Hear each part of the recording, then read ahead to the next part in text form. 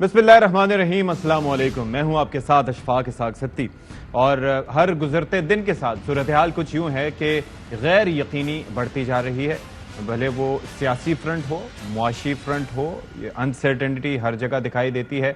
कोई समत नज़र नहीं आती। ये नहीं पता कि हमारा बहैसियत कौम एक अगला स्टेप क्या होना चाहिए, हुकूमत का अगला स्टेप क्या होना चाहिए, हुकूमत कौन सी होनी चाहिए। क्या ऐसी हुकूमत हो जिस पर आवाम को एतमाद ना हो, या फिर ऐसी हुकूमत आनी चाहिए जिस पर आवाम भरपूर एतमाद का इजहार करें, और अगर मुश्किलात हैं तो फिर उनको साथ मिलकर पार भी जाया जा सके और मईशत की कश्ती को भी पार लगाया जा सके। तो ऐसी बहुत सी चीज़ें हैं जिन पर हम आज के इस प्रोग्राम में बात करेंगे। और ख़ास तौर पर इस वक्त हो ये रहा है कि एक जानिब मुज़ाकरात की बात हो रही है, दूसरी जानिब हम देख रहे हैं कि तहरीक इंसाफ में इस वक्त टूट फूट हो रही है, लोग अलहदा हो रहे हैं, लोग जा रहे हैं, फिर काफ़ी संगीन इल्ज़ामात का भी तहरीक इंसाफ को इस वक्त सामना है। आज की अगर हम बात करें तो इमरान खान साहब की एक और ऑडियो सामने आई है जिसके अंदर वो अमेरिका से मदद का और अपने हक़ में बयानात का मुतालबा करते हैं। और वो वक्त ज़्यादा दूर नहीं था जब इमरान खान साहब की जानिब से कहा यह जाता था कि ये जो साजिश है ये इम्पोर्टेड है, और जब वो इम्पोर्टेड कहा करते थे और जब वो इस मौजूदा हुकूमत को इम्पोर्टेड करार देते थे तो उसका मकसद ये था कि ये अमरीकी एमा पर ये साजिश हुई जिसके नतीजे में उनकी हुकूमत का तख्ता उल्टा गया। बाद में उसको रिजीम चेंज ऑपरेशन किया गया, फिर उसका इल्ज़ाम साबिक आर्मी चीफ पर यानी कि जनरल कमर जावेद बाजवा साहब पर लगाया गया, और ये जो उनकी गुफ्तगू थी उसके ऊपर उन्होंने ऐसी ही बात की। क्या मैसेज किया जा रहा है, क्या कन्फ्यूजन है जिसका मैसेज दिया जा रहा है, और उसका इम्पैक्ट क्या होगा। आज की अगर हम बात करें तो आज तक IMF से मुज़ाकरात हमारे मुकम्मल नहीं हो पाए हैं, जिसकी वजह से बजट हमारा क्या आएगा, कैसे आएगा, क्योंकि जून में बजट पेश किया जाना है। प्लानिंग यही है कि 9 जून तक पेश कर दिया जाए, लेकिन कैसे पेश किया जाएगा। प्लस ये कि जो IMF का प्लान था वो जून के महीने तक का ही था, उसके बाद हमें नए प्लान पर जाना पड़ेगा, और फिर कैसी हमसे एश्योरेंसेज मांगी जा रही हैं ये भी एक बड़ा सवाल है। तो अता तारड़ साहब ने क्या गुफ्तगू की, इमरान खान साहब की जब गुफ्तगू इस तरह से ऑडियो सामने आई उसके पर उनका क्या नुक्ता नजर था, पहले आपको वो दिखाते हैं। पाकिस्तान की दिफाई तनसीबात पे हमला करके बाहर से मदद मांगना, मैं आपको कहूंगा एब्सोल्युटली नॉट। और मैं एक और बात कहना चाहता हूं कि खान साहब आपने कहा था ना घबराना नहीं है, मैं पूरी कौम के सामने कहता हूं अब खान साहब आपकी बारी है, आपने अब घबराना नहीं है, और घबरा के ये बार बार फोन और जूम मीटिंग नहीं करनी। आपकी बारी आई है, जितने लोग मुलविस हैं करार वाकई सजा से दी जाएगी। हमारे हलकों में लाइनें लगी हुई है PTI के लोग, वो कहते हैं मुल्क दुश्मन, हमें पता नहीं था, हम तो छोड़ के आना चाहते हैं, हमारे पास जगह नहीं है PTI के लोगों को अब शामिल कराने की। इतने लोग शामिल हो रहे हैं, ज़हनी तौर पे ये शख्स इस काबिल नहीं है, इसका तवाज़ुन ठीक नहीं है कि ये पाकिस्तान को रूल कर सके। इसकी जमात पाकिस्तान दुश्मन, पाकिस्तान मुखालिफ जमात है जिसकी कोई जगह नहीं हमारी सोसाइटी के अंदर। अच्छा, एक जानिब ये डिस्कशन हो रही है, इस तरह की गुफ्तगू की जा रही है, दूसरी जानिब मुज़ाकरात की बात की जा रही है। कल हमने यहाँ पर बैठ के ये डिस्कस किया था कि क्या तहरीक इंसाफ वापस आना चाहेगी नेशनल असम्बली में, क्योंकि लाहौर हाई कोर्ट की जानिब से जो इस्तीफे थे 72 अरकान के, उनको कलअदम करार दे दिया गया। तो उस सूरत में क्या होगा। तहरीक इंसाफ तो ज़ाहिर तैयार है, और एक तरीका भी हमारे पास आइनी यही मौजूद है कि आपस में मिल बैठ के बात की जाए ताकि ये जो सारा प्रोसेस है इसको आइनी कवर मिल सके। लेकिन खुर्रम दस्तगीर साहब कुछ और राय रखते हैं। वो ये कहते हैं कि लाहौर हाई कोर्ट स्पीकर साहब को डायरेक्ट नहीं कर सकती। और हाई कोर्ट ने एक फैसला दिया है, लेकिन वो नोटिफिकेशन तो मुअत्तल कर सकते हैं, स्पीकर कौमी असेंबली को हदायत नहीं दे सकते। जिन लोगों ने आज खुद छोड़कर गए थे, एक दफा जब इस्तीफा मंजूर हो जाए फिर उसको वापस लेने की कोई शिक कानून में कोई गुंजाइश मौजूद नहीं है। अच्छा जी, एक और बात बड़ी इंपॉर्टेंट है कि अब एक दरख्वास्त दायर की गई है और उसके अंदर ये कहा गया है कि क्या ये जो खैबर पख्तूनख्वा असम्बली है इसकी तहलील का अमल है, इसको वापस कर दिया जाए, क्योंकि असम्बली को बहाल कर दिया जाए, क्योंकि जो वज़ीर आला साहब थे उन्होंने उस तरह से सोचा नहीं, उन्होंने ज़ाहिर है कि इमरान खान साहब की राय पे अमल किया, और खान साहब ने खुद कहा है कि वो किसी और की राय पे अमल करते हुए सारा कुछ कर रहे थे। तो वो भी एक बड़ा थोड़ा सा एक बड़ी कॉम्प्लेक्स किस्म की सिचुएशन है, और ये सवाल हमारे सबके जहनों में है कि क्या वाक़तन ऐसा मुमकिन है कि एक अरसे के बाद उस असम्बली को दोबारा से बहाल कर दिया जाए, और किस तरह से हो पाएगा, क्या अदालत इस हवाले से कोई अहकामात जारी कर सकती है। तो ज़ाहिर है ये भी थोड़ा सा डिस्कस करेंगे। परवेज़ इलाही साहब ने इससे मुतालिक कुछ गुफ्तगू की है, एक बार वो आपको सुनवा देते हैं ज़रा, फिर उसके बाद अपने मेहमानों को आपसे तारुफ करवाएंगे। हमारे स्पीकर खैबर पख्तूनख्वा असम्बली के, स्पीकर पंजाब असम्बली के सब्तैन खान साहब, इन्होंने खुद खान साहब से पूछ के अप्लाई किया है कि असम्बली को बहाल करें। अच्छा जी, तो हमारे साथ जो मेहमान हैं उनका तारुफ आपसे करवाए देते हैं। फर्रुख हबीब साहब हैं, तहरीक इंसाफ के रहनुमा हैं हमारे साथ मौजूद हैं। बहुत शुक्रिया फारूक साहब फॉर बीइंग विद अस। अतर काज़मी साहब हैं, सीनियर तज्ज़ियाकार हैं। बहुत शुक्रिया फारूक साहब, बहुत शुक्रिया अतर काज़मी साहब, हमारे साथ आप मौजूद हैं। और फैसल करीम कुड्डी साहब मुआविन खुसूसी हैं वज़ीर आज़म के, वो भी हमारे साथ मौजूद होंगे। Thank you so much Farooq sahab, I hope you are doing well. जी अल्लाह ठीक ठाक। अच्छा, ये ज़रा फरमाइएगा, सबसे पहले मैं ज़रा तस्करा कर लेता हूँ, ये जो जुडिशल कमीशन वफाकी हुकूमत ने बनाया है, तो आपके इसके ऊपर कुछ रिजर्वेशंस हैं तहरीक इंसाफ के? देखें, बिल्कुल हमारे रिजर्वेशंस हैं और हमें इसके TORs के ऊपर एतराज़ है। और वो TORs के अंदर बिल्कुल ये चीज़ इन्होंने शामिल नहीं की कि इसको ऑडियो को रिकॉर्ड करने वाला कौन है। ये भी तो मालूम करना है ना कि जो इतने हाई लेवल के ऊपर प्राइम मिनिस्टर हाउस की या जो जजेस की सर्वेलेंस हो रही है, इसकी इजाज़त किसने दी है, ये रिकॉर्डिंग किसने की है, इन ऑडियोज की ऑथेंटिसिटी क्या है, इनको आया किसी फोरम के ऊपर जो है वो एग्जिबिट भी किया जा सकता है या नहीं किया जा सकता, क्योंकि ये बहुत इंपॉर्टेंट है किसी भी कोर्ट ऑफ लॉ के अंदर लेके जाने के हवाले से। जस्टिस आसिफ सईद खोसा साहब जो चीफ जस्टिस है साहब का, उन्होंने केस के अंदर इसमें बड़ा वाज़ेह किया था कि फिर ये बनाने वाला जो शख्स है उसको खुद आके सामने आना हो। तो ये वो सवालात हैं जो TOR के अंदर शामिल नहीं किए गए, ये उसकी मैकेनिक्स के अंदर चले गए हैं कि अगर दो लोग बात कर रहे हैं तो वो क्या बात कर रहे हैं और उस बात के असरात क्या हैं। और मैं ये समझता हूँ कि जिस किस्म की मौजूदा फासिस्ट रजीम ने एक हॉस्टाइल एनवायरनमेंट बनाई हुई है, उसमें तो यही नजर आता है कि ये पाकिस्तान के हर उस इदारे के ऊपर हमला करने को तैयार हैं जो इदारा इनकी बात नहीं मान रहा। यानी कि ये चाहते हैं कि सुप्रीम कोर्ट ऑफ पाकिस्तान जो है वो शरीफ कोर्ट ऑफ पाकिस्तान बन जाए और पाकिस्तान में 1973 के आइन की बजाय जाती उमरा का आइन जो है वो सल्तनत शरीफिया का आइन नाफिज कर दिया जाए। जिस लिहाज से अच्छा फारूक साहब, इससे पहले मैं ये जरा जानना चाहूंगा, वैसे वक्त गुजरने के साथ साथ होता यह है कि हमारी तरजीहात और हमारी सोच बदल जाती है। हुकूमत में रहते हुए हमारे बयानात कुछ और हैं। खान साहब ऑन रिकॉर्ड ये कह चुके हैं कि मुझे इससे फ़र्क नहीं पड़ता कि मेरी गुफ्तगू अगर रिकॉर्ड की जाए या कर, जाहिर है कि नेशनल सिक्योरिटी के लिए चीज़ें होती हैं और मुझे फ़र्क नहीं पड़ता क्योंकि मैंने चोरी नहीं की। अब खान साहब जो है वो जाहिर है कि उसके ऊपर रिजर्वेशंस उठा रहे हैं, तो ये वक्त बदलने की वजह से बयानात बदल गए हैं, सोच बदल गई है? नहीं, देखें खान साहब ने बात की थी, एक कॉन्टेक्स्ट के अंदर बात की थी, लेकिन उसका मतलब ये नहीं होता कि आप उसको देखें। जो खुफिया है उनका ये काम नहीं है कि वो अपने ही लोगों की आप रिकॉर्डिंग्स करना शुरू कर दें। अच्छा, फिर रिकॉर्डिंग्स करने के बाद फिर आप उनको पब्लिक भी करना शुरू कर दें, और जब आप पब्लिक कर रहे हैं या तो आप उसको फिर सामने आए ना, ठीक है, इसका फिर फायदा भी हो ना किसी को, आप सामने आए कि इससे फलां चीज का मुल्क का नुकसान हो गया, इससे फलाने फैसले के ऊपर जो है असर पड़ गया है और ये हमने रिकॉर्ड किया और हम खुल के सामने आ रहे हैं। आपने सामने भी नहीं आना, सिर्फ आपने मीडिया ट्रायल करना। यानी कि आप ये कह रहे हैं कि ये न देखा जाए कि क्या रिकॉर्ड हुआ, ये देखा जाए कि किसने किया। आप ये कह रहे हैं? मैं ये कह रहा हूं कि ये जो कमीशन भी बनाया गया है ये बदनीयती की बुनियाद के ऊपर है और इसका मकसद भी अदलिया को दबाव में लाना है, इसका मकसद भी मीडिया ट्रायल करना है। इसके अलावा इसका मकसद कुछ भी नहीं है, क्योंकि ये वो लोग हैं जो बना रहे हैं। तो वो एक जुडिशल कमीशन बनाए ना, उसके ऊपर भी जो शहबाज शरीफ फैसला लिखवा रहे थे जस्टिस रिटायर्ड कयूम मरहूम को कि फलाने नू छड़ दो, फलाने नू इतने साल सजा दे दो, वो अगर फैसला आज कमीशन बने तो शहबाज शरीफ इस मुल्क का प्राइम मिनिस्टर ना होता।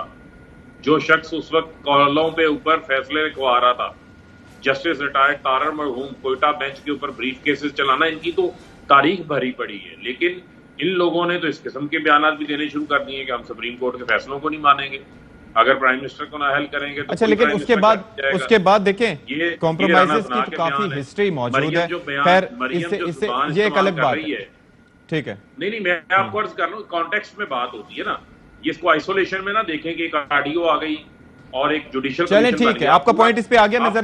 मैं जरा इस पे क्योंकि अगर हम इस बात की बात करें कि कॉम्प्रोमाइजेस की, बिल्कुल ठीक है, आई गॉट योर पॉइंट। लेकिन इसके अंदर यह है कि आपने कहा कि मलिक कयूम साहब तो अभी रिसेंट हिस्ट्री में वो मरीम नवाज साहिबा वो जो लेके आई थी, जज कौन से थे वो जिनका इंतकाल हो गया, अरशद साहब, उनकी मुबैना को एक वीडियो एक पुरानी लेके आ गई थी और कहा कि जो इसके बेसिस पे कॉम्प्रोमाइज़ हो गए। फिर वो जनाब वो सर से पांव तक का मामला चेयरमैन नैब साहब का वो सबके सामने था। लेकिन ये इससे हट के हम डिफरेंट बात कर रहे हैं। अच्छा कुंडी साहब, सर फैसल करीम कुंडी साहब, ये जरा फरमाइएगा कि ये जो कमीशन है आपकी नज़र में, आपने एक तो फरूख हबीब साहब का नुक्ता सुन लिया, उनका नुक्ता क्या है, वो समझते हैं कि ये इंटेंट सही नहीं है और सही नीयत नहीं है, लेकिन एक तो ये है कि आप कमीशन बना रही है वफाकी हुकूमत, तो चीफ जस्टिस साहब की क्या उनकी इजाज़त के बगैर या उनसे मुशावरत के बगैर एक बनाया जा सकता है किसी जज के नाम पर कमीशन, जो कि 3 रुकनी कमीशन आपने बनाया? और दूसरा ये है कि जो उनका पॉइंट है फरूख हबीब साहब का, आप उससे अग्री करते हैं? बिस्मिल्लाहिर्रहमानिर्रहीम। देखें, बिल्कुल हुकूमत एक कमीशन बनाने जा रही है, क्योंकि अगर आप देखें कि आपके चैनल्स पे हम रोज़ देख रहे हैं कोई ना कोई ऑडियो लीक्स आ रही हैं, कभी किसी की आ रही है, कभी किसी की आ रही है। पहली बात तो है कि बड़ा अफसोसनाक अमर ये भी है कि हम एक आज़ाद मुल्क में रहते हैं, हम कहते हैं एक आज़ाद ममलिकत है, और यहाँ पर सिटिंग और फॉर्मर जो है प्रेसिडेंट, प्राइम मिनिस्टर्स और मुख्तलिफ लोगों की जो है वो ऑडियो टेप्स आती हैं। ये एक पॉइंट ऑफ व्यू है, लेकिन दूसरी पॉइंट ऑफ व्यू है कि हमें भी इस चीज़ को देखना चाहिए कि हम क्या बातचीत कर रहे हैं। आज जो लेटेस्ट ऑडियो लीक आई है वो भी आपके सामने है। जिस तरीके से इमरान खान साहब माजी में जलसों में कहते थे कि जी फलां पार्टी के एक सरबराह नवाज शरीफ साहब हैं, वो जाकर जो है अमेरिका में जो है फ़ौज के खिलाफ बातें करता है और मदद मांगता है और ये करते हैं वो करते हैं। उसके मुतालिक उनका जो इज़हार ख्याल था या उनकी राय थी वो आज अपने लिए भी शायद उनकी वही होगी। फरूख हबीब साहब ने बड़ी अच्छी बात है कि जब प्रॉब्लम ये होता है, जब हम हुकूमत में होते हैं तो हम एक बातें करते हैं और अपोजिशन में जाते हैं हम सियासी लोगों का, ये एक हमारी अफसोसनाक अमर है कि हम दूसरी बात अलमिया है। अलमिया है। और जब इनके दौर में भी ऐसी ऑडियो लीक्स आई थी, और एक बहुत मशहूर ऑडियो लीक एक आई थी, आपने सुना होगा, लेकिन वो मजाकन थी, उसमें एक संजीदगी नहीं थी, जो नदीम उल चंद साहब की आई थी, वो मुख्तारे वाली। तो वो भी एक ऑडियो लीक थी, व्हाट्सएप की थी, लीक हुई थी, और इन सबको पता है किसने लीक की थी। लेकिन ये कह रहे थे कि जी हम कुछ नहीं कर सके, उन्होंने नहीं किया, लेकिन वो एक लाइटर मूड में चली गई और बहुत चीज। लेकिन वो जिस शख्स ने की थी वो शायद उसने नेगेटिवली की थी, लेकिन वो पॉजिटिवली चली गई। तो वो जो चीजें हैं, जो ऐसी चीजें हैं, उस पर ये चीजें नहीं होनी चाहिए। आज इनको एतराज है कि जी कमीशन क्यों बना। हम तो कहते हैं कमीशन इस मुल्क बनना चाहिए, ऐसे बनना चाहिए, ऑडियो लीक से बनना चाहिए, और ये भी होना चाहिए कौन रिकॉर्ड कर रहा है। इनका जो एतराज है, इनका एतराज कमीशन पे नहीं, आपकी तो नीयत पे है। और दूसरा मेरा नुक्ता नजर जो है वो ये है कि आप चीफ जस्टिस साहब से पूछ के बनाने जा रहे हैं कमीशन। वो ये कह रहे हैं कि ये शामिल होना चाहिए टीओआर में कि कौन ये रिकॉर्ड कर रहा है। कुंडी साहब ये कह रहे हैं। हाँ जी, हम तो हमेशा कहते रहे, लेकिन हम तो हुकूमत में भी देखिए, हम तो हुकूमत में भी बैठकर ऐसी बातें करते हैं कि जो पाकिस्तान की मुस्तकबिल की अच्छी बातें हों। लेकिन अफसोसनाक बात यह है कि आप तो मैं आपको तो नहीं कहूँगा, लेकिन आप ही की पार्टी जब हुकूमत में थी और आपके जो लोग आते थे वो क्या क्या उस वक्त बयान देते थे। अच्छी बात होती कि उन लोगों को आज हम बिठाते कि बोलते कि ये चीज़ हो रही है, ठीक है, गलत है। उस वक्त तो वो लोग मिठाइयाँ बांटते थे और पता नहीं क्या क्या चीज़ें करते थे। आज वो टीवी पे भी नजर नहीं आते, आज वो आपके टीवी प्रोग्राम्स को भी टाइम नहीं दे रहे, आज वो मतलब है कि टीवी प्रोग्राम से भी गायब हो गए। तो ये एक अमर होता है पॉलिटिकल पार्टीज में भी कि जो इक़्तिदार वाले टॉक शोज वाले होते हैं मेजॉरिटी, वो और होते हैं, और अपोजिशन में डिफेंड करने वाले फरूख हबीब जैसे लोग होते हैं वो फिर बच जाते हैं। बाकी अब जब फिर हुकूमत आए, खुदा न खास्ता आगे, फिर चूरी वाले मजनू जो हैं वो आ जाएंगे और फ्रंट सीट बैठ जाएंगे, और फिर पॉलिटिकल वर्ग जो पीछे रह जाएगा।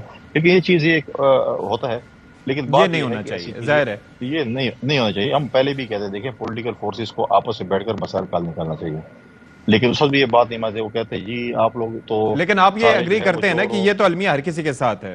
हाँ, मतलब कई ऐसे मामलात होते हैं जिनके ऊपर जो अभी ठीक लग रहे हैं। देखें मेजॉरिटी ये कि देखें मैच्योर पॉलिटिकल पार्टीज के साथ ऐसी चीजें नहीं। हमने तो, मैं समझता हूँ, हमसे मुराद पाकिस्तान पीपल्स पार्टी, हमने बहुत से उतार चढ़ाव देखे हैं, हमने बहुत सी चीजें देखी। हम इनको उस वक्त भी समझाते थे न करे ऐसी चीजें। आप रोजाना प्रेस कॉन्फ्रेंस करते थे, अगले हफ्ते फलां पकड़ा जाएगा, ये सबसे बड़ा चोर है, सबसे बड़ा डाकू है। अदालतों ने तो कुछ नहीं किया। अब देखिए, हम ये आज भी कहते हैं, यही बंदियाल साहब थे जब यूसुफ गिलानी साहब वज़ीर-ए-आज़म बने और उन्होंने जजों के रहे का हुक्म किया, उसमें बंदियाल साहब भी थे जो उस वक्त ज़ेर ताब थे। और बंदियाल साहब, हम ये नहीं कह रहे कि हमने कोई बड़ा एहसान किया, उस वक्त जो था हमने किया, और उसमें हम ये नहीं कहते कि हमने किया और ये हमारे साथ नहीं है। लेकिन चीज़ें ये हैं कि आप कहते हैं कि चीज़ें होनी चाहिए, लेकिन हम कहते हैं इदारों को अपने जुरिस्डिक्शन में रहकर काम करना चाहिए। पहले जो है, लेकिन वो भी जजेस की रिहाई का हुक्म भी किस तरह से दिया था, क्या उसके पीछे सारा कुछ वो मार्च, अभी आज आपके जो इत्तेहादी हैं वो कहाँ तक पहुंचे थे, फिर किसकी फोन कॉल आई थी, एतजाज साहब ने जो रिसीव की थी, वो सबके सामने, सर हमारे सामने ये सारी चीजें हुई हैं ना। अच्छा, मुझे एक मिनट बोलने का मौका है ना। वो आप यूसुफ रज़ा गिलानी साहब की पहली स्पीच निकालें जो पार्लियामेंट में थी, वो आप लॉन्ग मार्च की बात जो मार्च हो रही थी, उसका भी अगर आप किसी प्रोग्राम लंबी चौड़ी तफसील है, लेकिन मैं पहले कह रहा हूँ कि यूसुफ ज़कीरानी साहब की पार्लियामेंट की कौमी असम्बली की पहली स्पीच निकाल के अपने रिसर्चर को बोल रहे ब्रेक में निकाले, वो जरा सुना दें, तो वो फिर वो उसमें आपको चीज ठीक हो जाएगी। दूसरी बात ये देखें चीजें, अरे सर बयानात, मैं तो जो बात कर रहा था, देखिए मेरी बात सुने, आपने जो बात की उस वक्त जो उन्होंने गिलानी साहब ने बयान दिया था, उसके बाद फिर बहाली जब हुई, मैं उस वक्त की बात कर रहा हूं कि बहाली किस कॉन्टेक्स्ट में हुई थी, किस तरीके से हुई थी। बहरहाल आई गॉट योर पॉइंट। अतर काज़मी साहब से भी जरा पॉलिटिक्स हो रही थी, उसमें पॉलिटिक्स हो रही थी, किसी कंटेस्ट में भी नहीं थी, हर कोई अपनी दुकान चमका रहा था, कोई वजीर आजम बनने के चक्कर में था, कोई सदर बनने के चक्कर में था, कोई काबीना में आने के चक्कर में था, कोई गाड़ी चलाने के चक्कर में था, कोई टायर तब्दील करने के चक्कर में था, सारे अपने चक्करों में थे, अपनी दुकान खोली हुई थी, हर कोई अपने चक्कर में था। बिल्कुल ऐसे हम हमेशा हम यही कह रहे थे, इनको भी कहते थे कि आप ये चीजें न करें। जब पॉलिटिकल विक्टिमाइजेशन पॉलिटिकल पार्टीज के लोगों के साथ होती है, जब खुर्शीद शाह को नैब की अदालत ने रिहा कर दिया, तो आपने उसको नहीं छोड़ा 24 घंटे और हाई कोर्ट से जाके उसके फैसले को वापस कर दिया। जब आपने फरियाल तालपुर को की रात को आपने एमएस को एक मिनट मेरी बात मुकम्मल हो जाए, एमएस को आपने जो है सीट से हटाया और नए एमएस को लेके, और रात को दफातर बंद हो चुके थे, आपने जेल में शिफ्ट किया, बाकी ऐसे आपने चीजें की, तो आप मतलब उस वक्त खुश हो रहे थे, मिठाई तकसीम करते सब चोर हो गए। आज आपके ऊपर आता है कि आप कहते हैं कि ये चीजें गलत हैं। उस वक्त अगर आप खड़े हो जाते और कहते कि नहीं हम पॉलिटिकल विक्टिमाइजेशन नहीं चाहते, तो आज ये चीजें नहीं। बिल्कुल जी, और जो उस वक्त हो रहा था, अभी आपका मौका है, और जाहिर है कि आप अपनी शरीके इख्तिदार जमात को भी मशवरा दे सकते हैं और खुद भी इस अमल में जा सकते हैं कि जी थोड़ा सा हमें मेच्योरिटी शो करनी चाहिए। ठीक है, अच्छा जी अतर भाई, आप जरा फरमाइएगा कि ये कमीशन के हवाले से ही बात हो रही है, आपके इसके ऊपर क्या कमेंट्स हैं? ये बनना चाहिए था, और ख़ासतौर पर इमरान खान साहब की जो आज गुफ्तगू इस तरह से सामने आई है, यानी कि हमने सारा बयानियाँ बनते हुए देखा एक वक्त में, जब अमरीकी साजिश, अमरीकी साइफर, क्या हम गुलाम हैं और हमारी खुद मुख्तारी और हमारी आज़ादी पर इस तरीके से कोई मुल्क कैसे शप्पून मार सकता है, ऐसे जवाब देना चाहिए, ये करना चाहिए। उसके बाद फिर ये सारा कुछ, what are your thoughts sir?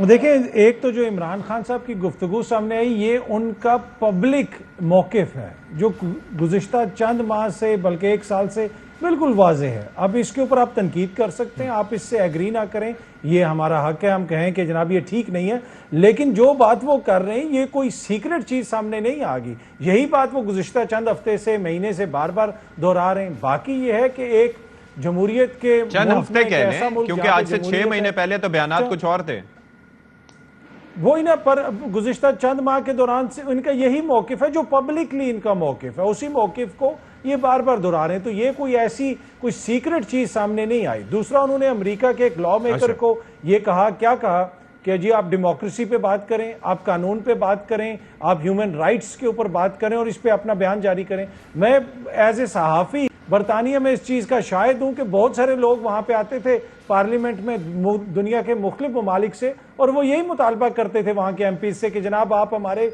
मुल्क के हवाले से इस तरह का बयान जारी करें। तो मुझे तो इसमें कोई चीज़ ऐसी नज़र नहीं। हाँ, खान साहब के मौक़िफ़ से आप इख्तलाफ कर सकते हैं। देखिए, फरियाल तालपुर साहिबा का जिक्र हुआ, पिछले दौर में भी यहाँ पे कोई दूध शहद की नहरें नहीं बह रही थी, एक लंबी तारीख है इंसानी हकूक़ के हवाले से। लेकिन सत्ती साहब, लगता ऐसे है यहाँ पे कि इंसानी हकूक़ को जो है ना, कुछ लोगों ने कॉपीराइट करवा लिया, चाहे वो जमहूरियत हो या इंसानी हकूक़ हो या वो सियासी वर्कर हो। इस वक्त हालत आपकी ये है कि ह्यूमन राइट्स वॉच की आज स्टेटमेंट आई है, आज उनका बयान आया है, जिसमें उन्होंने कहा है कि पाकिस्तान के अंदर 4000 सियासी वर्कर इस वक्त कैद हैं। वो उस वक्त कैद हैं जिस वक्त भुट्टो की जमात हुकूमत में है, वो उस वक्त कैद हैं जिसमें वोट को इज्जत देने वाले वो जो लोग थे ना, उनकी हुकूमत है। और उसमें उन्होंने शीरी मजारी साहिबा का जिक्र भी किया, मलिका बुखारी साहिबा का जिक्र भी किया।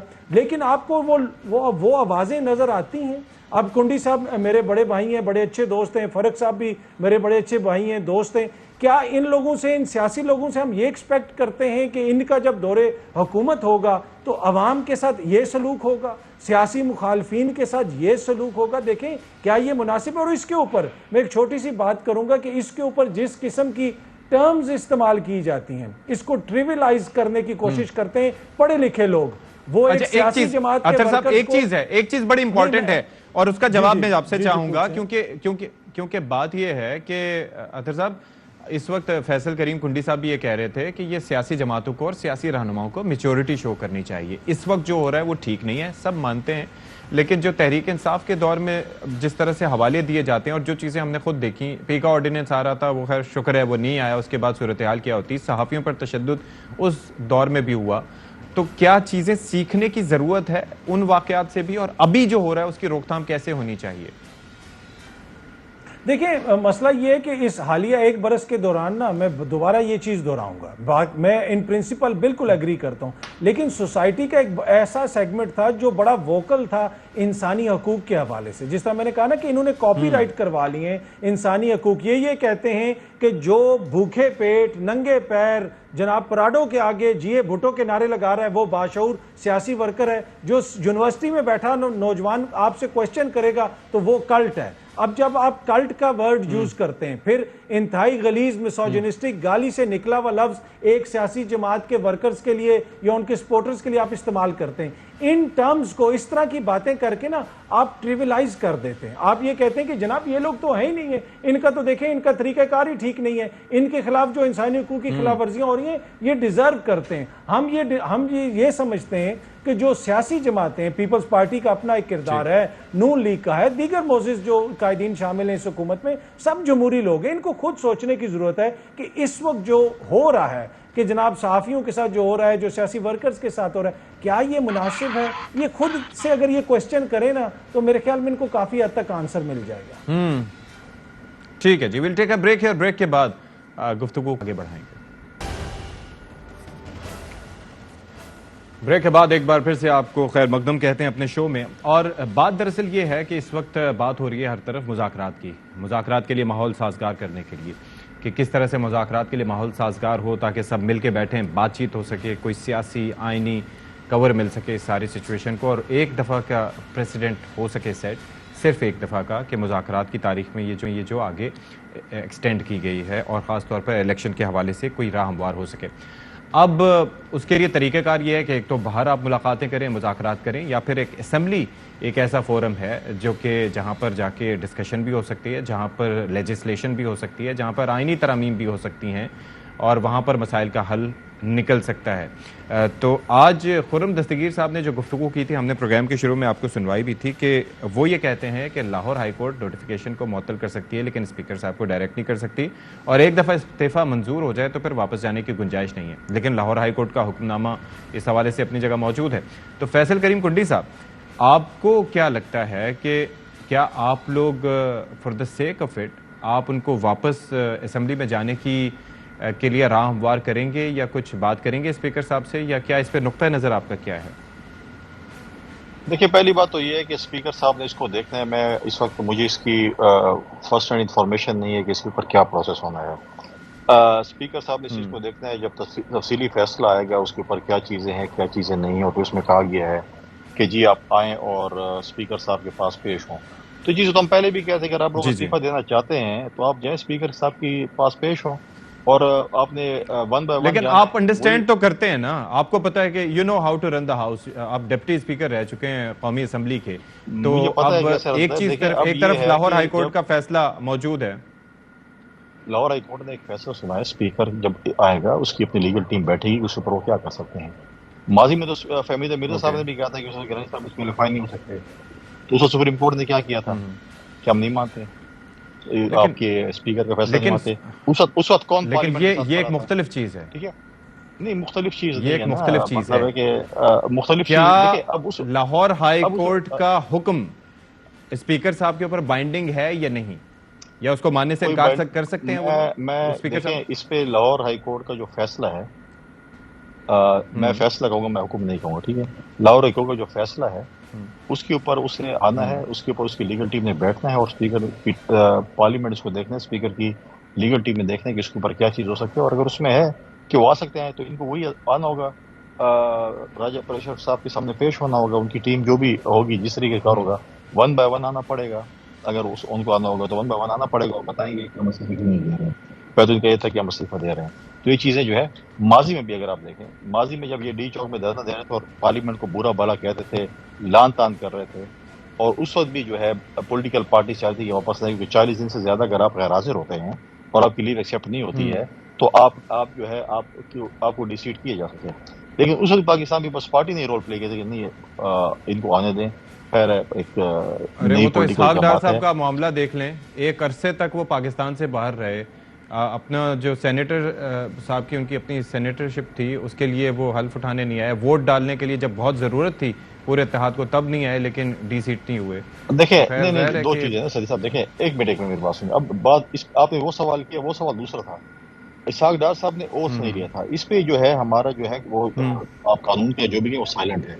लेकिन जब ओथ ले लेते हैं और जब आप मेंबर बन जाते हैं फिर आपकी गैर हाजिरी लगाई जाती है। अच्छा। वो गैर हाजिरी आपकी आप अगर मुल्क से बाहर भी हैं, आपकी एप्लीकेशन आती है आपकी, जब आप देखें एजेंडा में जब स्पीकर बैठते हैं तो पहला काम ये होता है तिलावत के बाद लीव एप्लीकेशन आती है।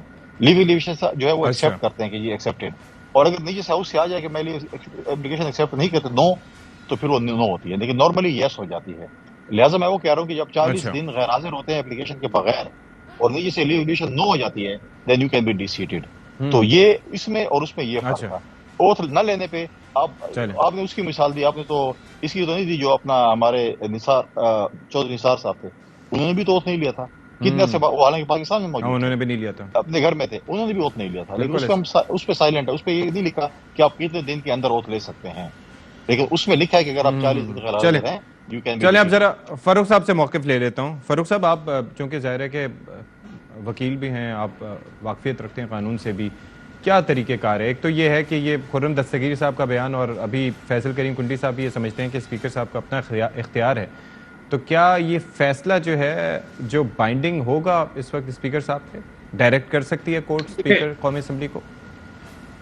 देखिए बात यह है कि अगर आप नून लीग के किसी भी बंदे से ये पूछेंगे, उसको आजकल कोर्ट का कोई भी फैसला उसे पसंद नहीं आएगा। वो कहेगा ये काबिल अमल ही नहीं है, ये काबिल अमल दरामद ही नहीं है, क्योंकि उनको एक सबक पढ़ा दिया गया है कि आपने हर फैसले की डिफेंस करनी है उसकी बेस के ऊपर। लेकिन फैसल करीम कुंडी साहब तो नून लीग से नहीं है ना। जी मैं अर्ज सुन लेना, आपने क्योंकि कुंडी साहब ने तो अपना मौक़िफ़ दिया, आपने उनका मौक़िफ़ पेश किया खुर्रम दस्तगीर साहब का, उस मैंने उनका भी साथ ही पेश कर दिया ना। मामला क्या है? मामला अच्छा सुन लें, मामला ये है कि जो फैसला है जस्टिस शाहिद करीम साहब का, उस फैसले को पढ़ें। उन्होंने ये कहा कि स्पीकर कौमी असम्बली ने जो इस्तीफों को मंजूर करने का प्रोसेस है उस प्रोसेस को पूरा नहीं किया, उसको फॉलो नहीं किया। उन लोगों को इंफरादी तौर के ऊपर बुला के जिन्होंने इस्तीफे दिए हैं उनसे तस्दीक नहीं की। उन्होंने यही इसी बुनियाद के ऊपर उनको कहा है कि आप उस प्रोसेस को फॉलो करें। इसके हवाले से इसी तरह का एक फैसला इस्लामाबाद हाई कोर्ट पहले दे चुकी हुई है और गालिबन वो उस वक्त के चीफ जस्टिस अतर मैनुल्लाह साहब ने उस वक्त ये फैसला दिया था। और आप ऐसे फैसलों को पढ़े बगैर ये ना कि फैसले काबिल अमल दरामद नहीं है, क्योंकि वहां पर राजा रियाज जैसा कठपुतली अपोजिशन लीडर बैठा हुआ है जो नून लीग से ही टिकट लेना चाहता है, और आज तक वहां पर बैठ के ना उसने महंगाई पे बात की है, ना उसने करप्शन केसेस बंद होने पे बात की है, ना उस बंदे ने बेरोजगारी पे बात की है। आज तक कोई सर, तो ये आप लोगों की वजह से हुआ है ना। अगर आप लोग उस वक्त असेंबलियों से ना निकलते तो आज ये सूरत हाल नहीं होती। Do you regret the decision उस वक्त जो आपने लिया था? नहीं देखिए यार, सुन ले, वो हमारी उस वक्त की एक हिकमत अमली थी और हम चाहते थे कि हम असम्बलियों से बाहर आए और फौरी ये असम्बलियां तहलील हों, क्योंकि ये असम्बलियां तो बामानी है। इन असम्बलियों से तो नैब तरामीम जैसे बिल पास किए हैं इन्होंने बैठ के, तौहीन पार्लियामेंट जैसा बिल पास कर लिया। अब पार्लियामेंट जो अवामी नुमाइंदे से अगर कोई सवाल नहीं पूछेगा, आप भी नहीं पूछ सकते बतौर जर्नलिस्ट। आप आइंदा ध्यान से पूछा करें, आपको 6 महीने साल की कोई कैद ना हो जाए, जिस किस्म का कानून इन्होंने बना दिया है। ये असेंबली तो वन वे कानून पास करने की असेंबली इस वक्त काम दे रही है, इसके अलावा तो और ये असेंबली काम कर नहीं रही। और फिर मैं आपको ये कहना चाहता हूँ, ये जो फैसला आया लाहौर हाई कोर्ट से, ये 72 अराकीन जिनका ताल्लुक पंजाब से पाकिस्तान तहरीक इंसाफ के, उनकी जुरिस्डिक्शन लाहौर हाई कोर्ट बनती है, उसमें वो गए हैं और ये स्पीकर के ऊपर ये फैसला बाइंडिंग है। ये कोई हाउस की कार्रवाई नहीं है, स्पीकर की हाउस की कोई रूलिंग नहीं है जो आर्टिकल 69 के जरिए उसके आप अंडर कवर लें। वो भी सुप्रीम कोर्ट ने जब कासिम सूरी की रूलिंग को मुस्तरद किया था तो उसके ऊपर से भी पर्दा चाक हो गया था, वो जो आर्टिकल 69 का कॉन्स्टिट्यूशन का कवर अप लेते हैं। बुनियादी मामला ये है कि हम इस मुल्क को इंतखाबात की तरफ क्यों लेके जाना चाहते हैं कि आपसे मुल्क चल नहीं पा रहा भाई।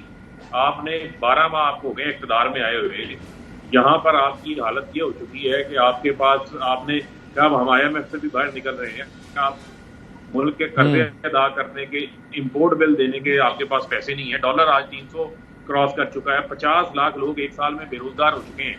ये कहते हैं तहरीक-ए-इंसाफ बंद गली में आ गई है जी। हम कह रहे हैं यार मुल्क को बंद गली में ले आए आप, मुल्क का आपने नुकसान कर दिया है। एक तरफ आप कहते हैं दुनिया से ना बात करें, आप मंजरनामा क्या दे रहे हैं? शहरियार अफरीदी की बीवी को उनके बेडरूम से उठा के ले जाओ, खवातीन को बालों से घसीट लो। आप श्री मजारी जैसी जो आपकी पार्लियामेंटेरियन है, मुसरत चीमा जैसी पार्लियामेंटेरियन है, मलिका बुखारी जैसी पार्लियामेंटेरियन अदालत रहा कर दी, आप उनको फिर पकड़ लेते हैं।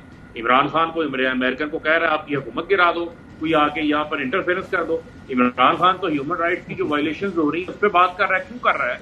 अच्छा, मैं एक बात कर रहा हूँ फारूक साहब, मैं एक बात कर रहा हूँ, देखें मुझे सिर्फ 10 सेकंड दे दे टोके ना, मुझे आर्गुमेंट मुकम्मल कर लेंगे। पाकिस्तान ने ह्यूमन राइट्स के हवाले से दुनिया के साथ बहुत सारी ट्रीटी साइन की हुई है भाई।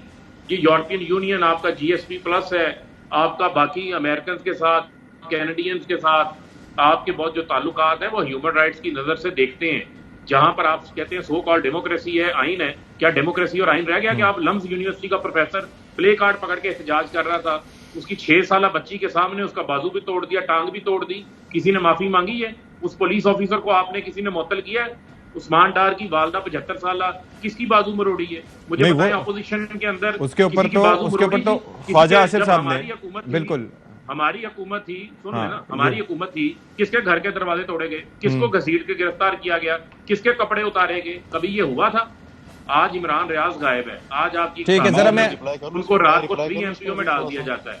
जो ह्यूमन राइट्स नाम की तो चीज रह ही नहीं गई इस मुल्क के अंदर, उस पर अगर हम बात भी ना करें और मीडिया पे बात होने नहीं दे रहे, मीडिया पे होने दे रहे हैं बात, मुझे बताएं तो बात वैसे बात मैं बेसिकली वक्त थोड़ा मुख्तसर है जी। मैं जरा अतर साहब से जवाब ले लूं जरा। अतर साहब को ले ले, अतर साहब मेरे भाई हैं पहले। अतर साहब मुझे जरा ये बताएं कि ये जो इस सूरत हाल में अब जिस तरह की गुफ्तगू, अब जाहिर है कि यहाँ पर जो गुफ्तगू हो रही है तो इससे हटके इम्कान आपको क्या कोई नजर आ रहा है, being a journalist, being an analyst, कि यहाँ पर मुज़ाकरात हो सकते हैं? मुल्क जिस नहज पे पहुँच गया उसके ऊपर सियासी जमातें आपको तैयार नजर आ रही हैं बात करते हुए, किसी पॉजिटिव समत में जाते हुए? देखिए, मसला ये है कि हम किसी ऐसी रियासत में नहीं है कि जहाँ पे प्रिंसिपल्स या चीज़ें डिफाइन नहीं हो चुकी। यहाँ पे प्रिंसिपल्स और चीज़ें डिफाइन हो चुकी हैं 50 साल पहले। हमारे पास सब कुछ मौजूद है, हमारे पास आइन मौजूद है। जब देखें आप आइन को मानने के लिए तैयार ना हो, वक्त के ऊपर इंतखाबात ना करवाएं। अब दूसरी तरफ अगर आप अदलिया की बात कर लें, यहाँ पे अदालतें जो हैं उन्होंने कहा कि आप वोट ऑफ नो कॉन्फिडेंस पे इस टाइम पे वोटिंग करवाएंगे, और पाकिस्तान की पार्लियामान ने अदालतों के फैसले माने। यहाँ पे अदालतों ने आपको डायरेक्ट किया। अब ये कौन सी अदालत है और अब ये कौन सी पार्लियामान है जो ये कहती है कि जनाब हम लाहौर हाई कोर्ट का फैसला नहीं मानते? ये बयानिया शुरू हुआ था कि मखसूस बेंच है, 3 मोअज़्ज़िज़ जज साहिबान से हमें इशू है। आप हालिया दिनों में इस्लामाबाद हाई कोर्ट के जज साहिबान के रिमार्क्स देख लें। क्या इस तरह अदलिया की ताज़ीम होती है? क्या इस तरह आइन और कानून को आप होल्ड अप करते हैं? ये जो सब कुछ हो रहा है, क्या ये मुनासिब है? देखें, इसमें ये क्वेश्चन इनको खुद से करने की ज़रूरत है। क्या 13-14 जमातों की हुकूमत हो जो ये भी दावा करें कि हम जमहूरी जमातें हैं, और इंसानी हकूक़ की ये हालत हो कि इमरान रियाज साहब का यहाँ पे जिक्र हुआ, दीगर दोस्तों का जिक्र होता है? क्या आपको लगता है ऐसे है कि इस वक्त पाकिस्तान के अंदर जो है आइन और कानून के मुताबिक एक जमहूरी निज़ाम चल रहा है? ऑडियोज़ जो आ रही हैं, आर्टिकल 14 जो है वो किधर गया? आप किस तरह बताएंगे कि जनाब किस तरह गैर कानूनी तरीके से ये ऑडियोज़ रिकॉर्ड की जा रही हैं, कौन कर रहा है? लेकिन देखें, इन सब को सोचने की जरूरत है। सारी सियासी जमातों की यहाँ पे जिम्मेदारी है। अगर जो आपका क्वेश्चन है कि क्या मुझे कोई हल होता है, यही बातें हुकूमत में रहते हुए अच्छी क्यों लगती हैं? जी देखें, खान साहब के दौरे हुकूमत में भी दूध शहद की नहरें नहीं बह रही थी, लेकिन उस दौर में इमरान खान का नाम लेके लोग कहते थे कि मैं एक बात कंप्लीट कर लूं कि ये जिम्मेदार है, इसने ये किया है। इस वक्त ये हालत हो गई है कि बड़े बड़े इनकलाबी जो हैं वो जब बाहर निकल रहे होते हैं अदालतों से किसी की जमानत करवा के, तो उसको रोक रहे होते हैं कि विक्ट्री का साइन भी मत बनाना, बिलावल का नाम भी मत लेना, शहबाज का नाम भी मत लेना। ये हालत हो गई है। क्या ये कुंडी साहब से हमको सबसे खुद क्वेश्चन करने की जरूरत है? चलिए ठीक है, कुंडी साहब आप कुछ ऐड करना चाह रहे थे, फाइनल कमेंट देते, वक्त बहुत मुख्तसर है। अब मेरे वक्त तो वक्त मुख्तसर ही होगा, मैं जवाब नहीं दे सकूंगा। अतर साहब की आखिरी से मैं एग्री नहीं करता हूँ। दूसरी बात यह है कि जो मेरे भाई ने बातें की जमहूरियत, उस वक्त मुझे भी पता था कि जो एंकर इनको जो है पॉलिश नहीं लगाता था या जिनकी शक्ल पसंद नहीं होती उसको किस तरीके से अपने चैनल से उनको ऑफ एयर कर दिया गया था, वो तारीखें भी हमने देखी हैं। हाँ, इन्होंने कहा किसके दरवाजे तोड़े गए? मरीम नवाज साहब के दरवाजे तो गालिबन पीडीएम की हुकूमत में तोड़े गए थे जब होटल में हुआ था। क्या आपने उसको जो होटल का था किसी की जरूरत थी?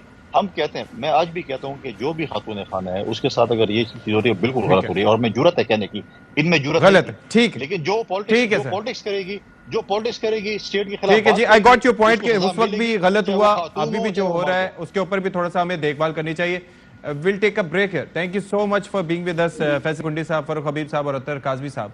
ब्रेक के बाद आते हैं जी। प्रोग्राम के आखिर में आपका एक बार फिर से खैर मकदम। और बस गुफ्तगू जो हुई वो आपने सुनी, लेकिन एक जो माहौल होना चाहिए बातचीत का वो फिलहाल दिखाई नहीं दे रहा। मुल्क निहायत मुश्किल सूरत हाल में है, आवाम पिस रहे हैं और जाहिर है कि हम फेस करें किसी न किसी लेवल पे।